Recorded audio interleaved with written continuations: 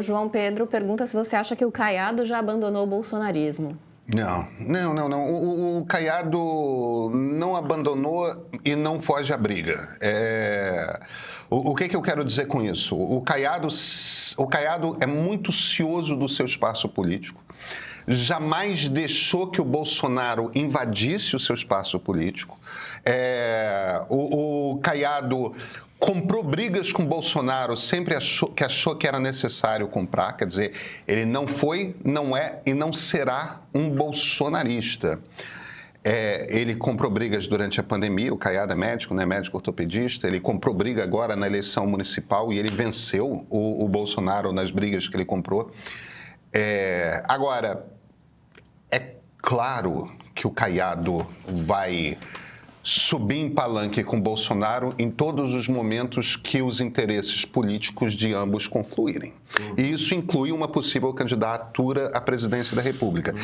Eu só acho, francamente, que como o Caiado tem estrela própria muito mais do que o Tarcísio, seja lá que tipo de acordo que eles fizerem, o Caiado deverá muito menos ao Bolsonaro do que o Tarcísio. Eu não vejo, dentre os pré-candidatos de direita, nenhum candidato que venha a dever, se for escolhido, que venha a dever mais ao Bolsonaro do que o Tarcísio. O Tarcísio é de longe quem vai dever mais, porque, de fato, sua existência política vendo para Bolsonaro, né, cara? E a gente tem que se preparar com o fato de que agora que o Bolsonaro é réu, nós vamos assistir a uma aproximação e uma puxação de saco crescente de todos os candidatos de direita potenciais, Tarcísio, Caiado, Ratinho, todo mundo vai agora procurar cada vez mais puxar o saco do Bolsonaro, prometer coisas, prometer indulto, falar mal do Supremo Tribunal Federal, porque o Bolsonaro é como se fosse um tio sem filho que está moribundo. Então os sobrinhos estão todos correndo para puxar o saco dele, para ver quem é que vai ficar com a herança, entendeu? A situação é mais ou menos essa. E ele também tá se movimentando, né? Porque qualquer que seja o candidato, ele vai precisar desse apoio. Então, a nossa diretora Maria Paula já me lembrou aqui, mandou um link de uma reportagem da CNN dizendo que o Caiado recebeu uma ligação do Bolsonaro no início dessa semana, depois de manifestar nas redes sociais o apoio ao projeto de lei pela anistia aos envolvidos no 8 de janeiro. Então, o Bolsonaro já ligou para ele, já falou, e aí, vamos conversar, vamos ser amigos, que interessa para os dois. Claro que ele precisa do apoio, tanto apoio quanto poder, mas ao mesmo tempo ele vai cobrar das pessoas que prometam tudo que ele precisa para tentar evitar, para que se evite que ele vá para a cadeia, ou que, uma vez que vá para a cadeia, que quem assuma a presidência da República venha soltá-lo. Porque esse negócio de anistia para todo mundo é só um embrulho porque ele está pensando só nele, no fundo, ele está se lixando para tudo. Para quem está preso, que participou dos atos de 8 de janeiro. Quando foi que o Bolsonaro se importou com alguém que não fosse ele mesmo, né? Só com a família.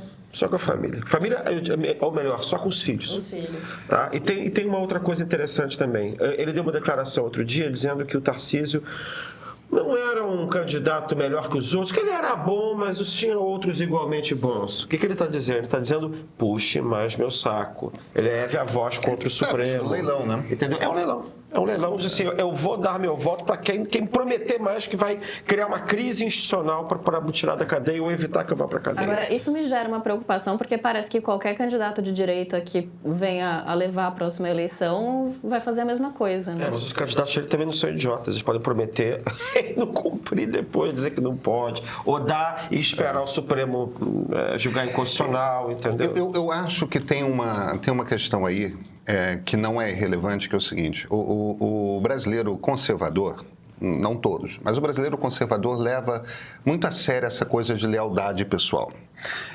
Não vamos esquecer que a traição do João Dória ao Geraldo Alckmin foi punida pelo eleitor de São Paulo, que é um eleitor conservador. Então, quando os eleitores olham para os candidatos postos da direita, Romeu Zema, Ratinho Júnior, Ronaldo Caiado, Tarcísio de Freitas, é claro que ele percebe o Tarcísio como alguém que deve favores ao Bolsonaro muito mais do que os outros. Porque o Tarcísio deve. O Tarcísio é alguém que foi inventado politicamente pelo Bolsonaro.